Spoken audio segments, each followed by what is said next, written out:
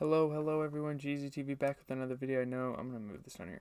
This is an interesting looking setup, but I am back in town from college for the first time. I went to school for my first 2 weeks, and now I am back home for the weekend, so can we stop?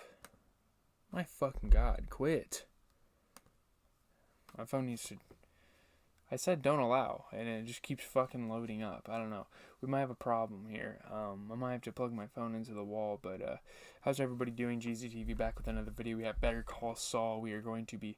And I'm thinking about maybe putting my string lights back here somewhere in some way to make the setup over here. Because, oh my god. Jesus Christ, quit. It's fine. It's fine. Just stop. Alright, we're not plugging our phone in then. We're gonna get to the plot and the critical reception. I know I'm a fucking mess today, am I? I've been home for about 2 hours or so I've just kind of been chilling out, taking a break from driving, but now we're here with the YouTube videos and possibly a stream later. You know, me, Logan, and his friends have been having a lot of fun playing Fortnite, so we might load that up. I look fucking creepy. I look like a damn serial killer in this position. Trust me, I'm a good person. Opening, and then the main story. So in the opening, it's a flashback to 1973. Jimmy is working in his father's store when a gifter enters and attempts to pull a con by telling Jimmy's father he has a young child and is in financial need. So I guess Jimmy all along has had this kind of skill of being able to sniff things out and realize what people are actually, their actual intent is. That's a skill that he kind of had as a young child, I guess. I don't know. That's kind of interesting to know about Jimmy. And we get a little bit more about Jimmy as a kid, because obviously Chuck talked about how Jimmy would steal money from his dad's register and take his company to the ground. Probably not on purpose, but he was so desperate for money, and he's always been a money-hungry person. So, yeah. Jimmy disbelieves the gifter and tries to warn his father, but his father is more concerned that suspicion could cause him to turn away someone who really requires help.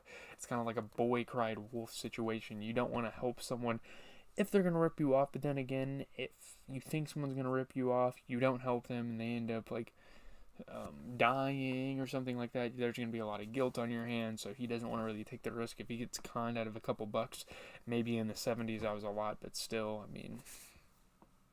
Yeah.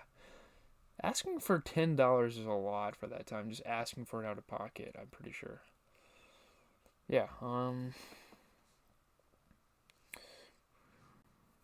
While Jimmy's father is distracted, the gifter admits the con and tells Jimmy there are only wolves and sheep in the world, and he will have to choose which to be. He's kind of giving him some wisdom, kind of giving him some advice that's probably stuck with Jimmy even up at this point when he's a lawyer for a big law firm.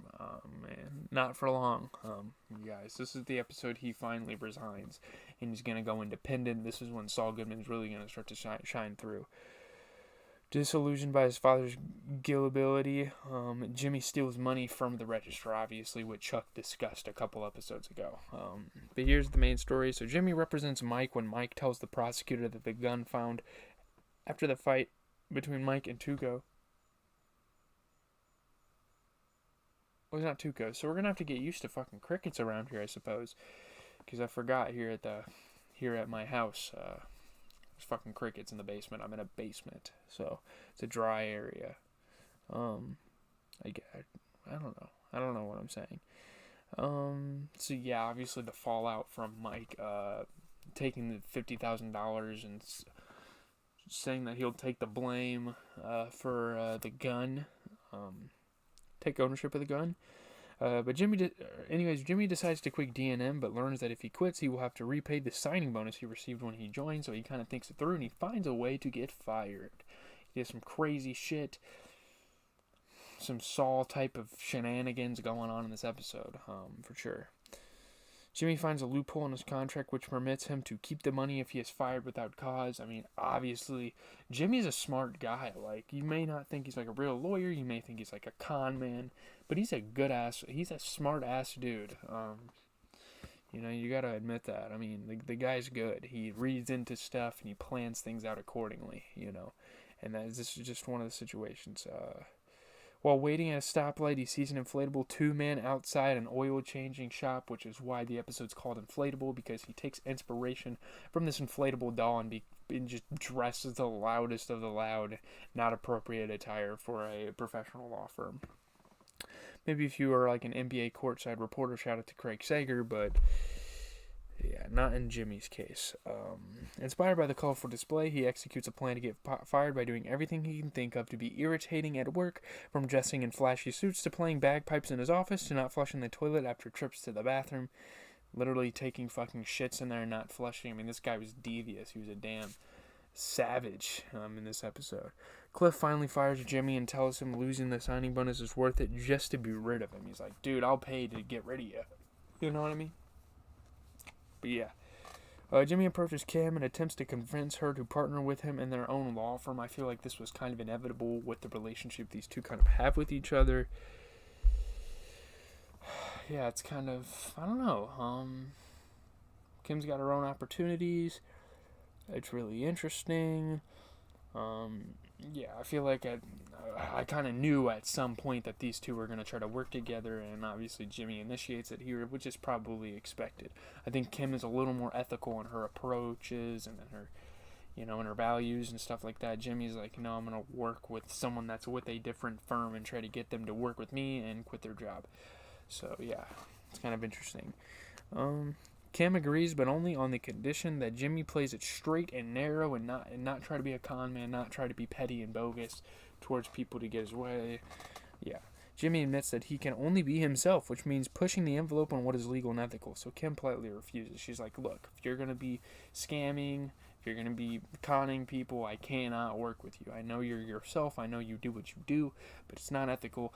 It's not really respected in the field of law. But yeah, Jimmy then moves back to his old office at the nail salon, which he feels more comfortable at anyway than he did at his office, because it was more of a familial environment where he could be chilling by himself, only worry about the Vietnamese nail salon owners talking to customers. That's literally it, and talking to each other, gossiping, the gist.